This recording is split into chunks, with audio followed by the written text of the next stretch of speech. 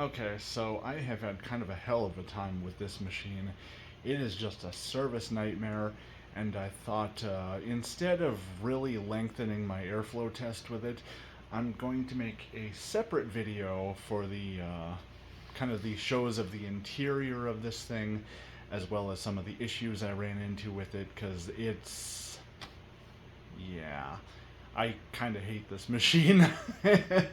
And with the non-availability of parts, it's like when this machine fails to run anymore, which who knows when that'll be, with 5 circuit boards in it, it is out of here when that happens. So I'm working on this Rubbermaid PH12. I thought it would be quite similar to a Sebo like X4, only these had a dual motor system, so this has a brushroll motor. And my initial thought was, oh, with the dual motor, you can probably shut off the brushroll, or at least, I could put a switch into it like I did with that Clark. But as I was running errands today, I realized something. This has a power height mechanism on it, PH. And it relies on the brush roll, the speed of the brush roll, to adjust the height.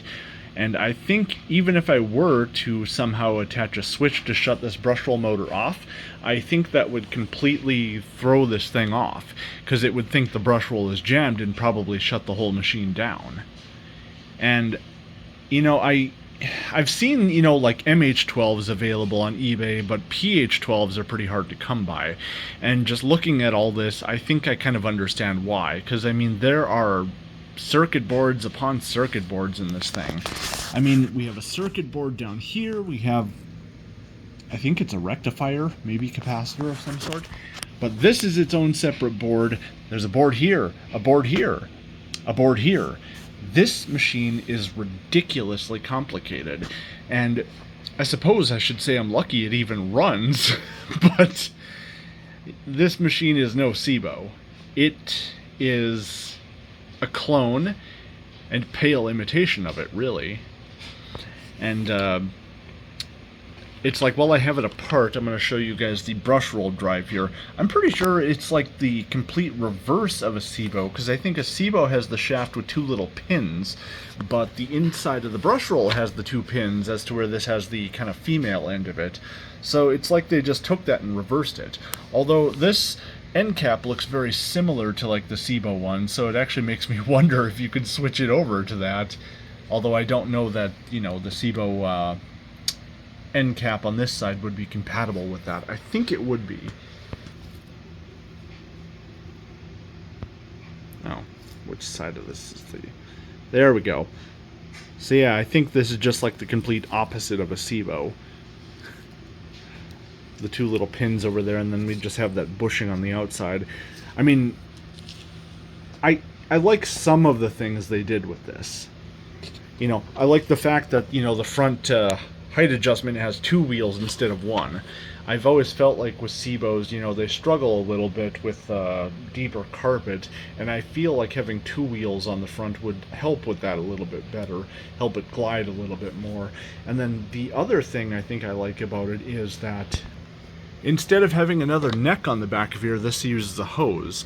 Now, this is actually a fairly small diameter as opposed to the actual attachment hose, so this is probably the clog point, if anywhere, but it's at least easily accessed.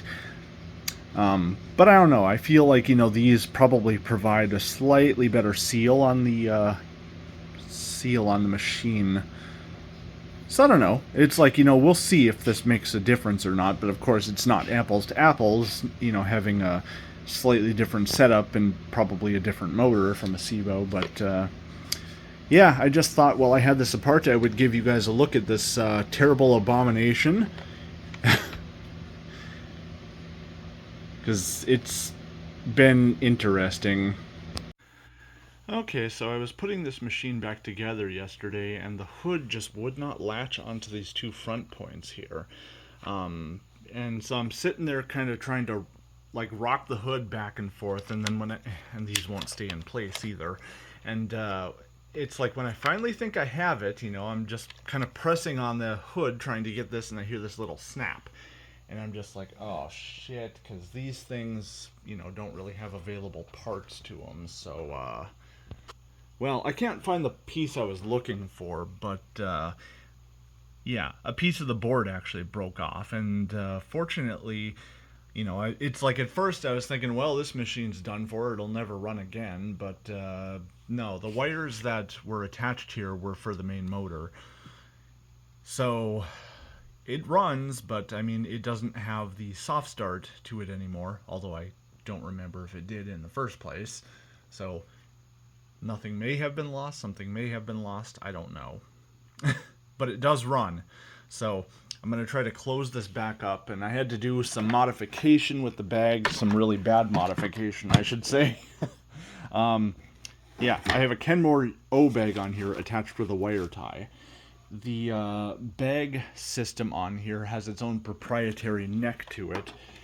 And it's like, I heard some people say they were using Sebo bags on this, but this is not the same size as a Sebo collar. It is much smaller.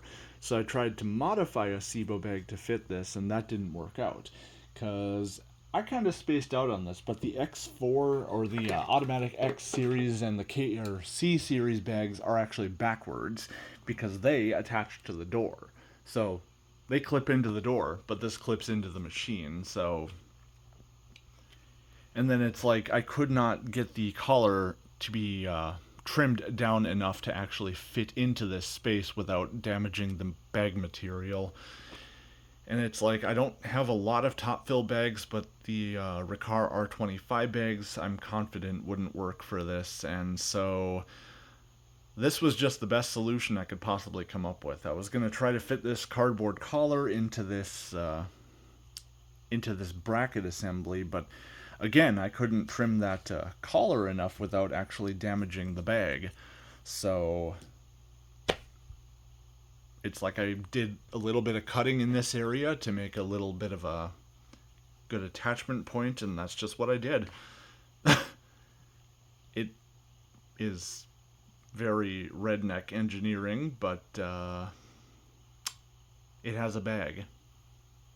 So I'm going to finish closing this up.